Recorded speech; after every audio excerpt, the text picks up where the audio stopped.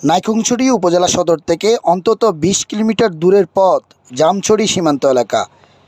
এই জনপদের বেশিরভাগ মানুষ দরিদ্র। সবার পক্ষে চিকিৎসার জন্য ভালো ডাক্তার দেখানো না সুচিকিৎসা প্রায় অসম্ভব। সেই অসম্ভবকে সম্ভব করলো বর্ডার গার্ড বাংলাদেশ। বৃহস্পতিবার দিনব্যাপী ১১ বিজিবি ব্যাটালিয়নের উদ্যোগে জামছড়ি বিউপিতে বিনামূল্যে চিকিৎসা সেবা ও ওষুধ বিতরণ করা হয়। বিশেষ করে সীমান্তে মাইন বিস্ফোরণে আহতদেরকে দেওয়া হয় বিশেষ চিকিৎসা ও ওষুধ পেয়ে খুশি স্থানীয়রা।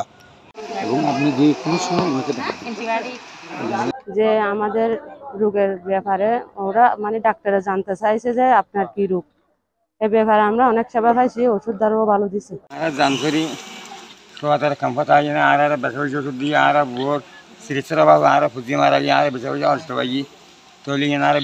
ভাবে খুশি হয়ে বেশি জামছড়ি বিডিআর খাম্বারে উদ্যোগে সদার উদ্যোগে ওষুধ পাই। দিনব্যাপী ২০০ জনের অধিক স্থানীয় বাসিন্দা বিজিবির চিকিৎসা ক্যাম্প থেকে সেবা নিয়েছে। চিকিৎসা সেবায় নিয়োজিত বিজিবির medical officer major Ataur Rahman বলেন, জামছড়ি এলাকায় চর্মরোগ, বয়স্ক, ডায়াবেটিস জনিত রোগী বেশি পাওয়া গেছে। স্কিন ডিজিজের রোগ বেশি, অর্থাৎ চর্মরোগ, তারপর প্রেশারের রোগী আছে কিছু, অনেক মহিলারা আছেন যারা বয়স্ক কিন্তু তাদের ডায়াবেটিস আছে, নিয়মিত ফলো আপ করছেন না। এই মোটামুটি এই রোগগুলো বেশি পাচ্ছি, সাথে কাশি, সর্দি, জ্বর, কমন যে রোগগুলো সেগুলো আছে।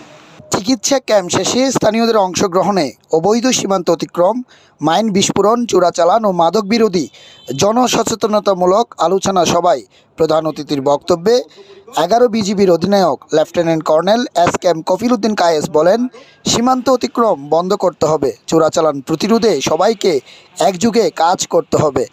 মাদক, চোরাচালান এগুলো প্রতিরোধ করতে হবে। এই ব্যাপারে আমরা বিজিবি বর্ডার গার্ড বাংলাদেশ বদ্ধপরিকর। আমাদের অপারেশন অভিযানিক কার্যক্রম চলতে থাকবে। যে কোনো ধরনের মাদক, চোরা কারবারি প্রতিরোধে আমরা আপনাদের সহায়তা কামনা করছি। আবার অনুষ্ঠানে ১১ বিজিবির উপ অধিনায়ক মেজর আসিফ ইকবাল, সহকারী পরিচালক মোহাম্মদ আলামিন, সুবেদার কফিল উদ্দিন, সুবেদার মোহাম্মদ আব্দুল হালিম হাওলাদার সহ অনেকে উপস্থিত ছিলেন। এ সময় সীমান্তে মাইন বিস্ফোরণে পা হারানো ৬ ব্যক্তিকে আর্থিক সহযোগিতা প্রদান এবং উপস্থিত সবাইকে রান্না করা খাবার বিতরণ করা হয় বিজিবির পক্ষ থেকে। সীমান্ত পাহারার পাশাপাশি নানা ধরনের সামাজিক কর্মকাণ্ড বাস্তবায়ন করছে বিজিবি।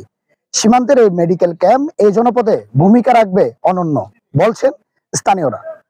জামছড়ি সীমান্ত এলাকা থেকে হাফিজুল ইসলাম চৌধুরী, TTN।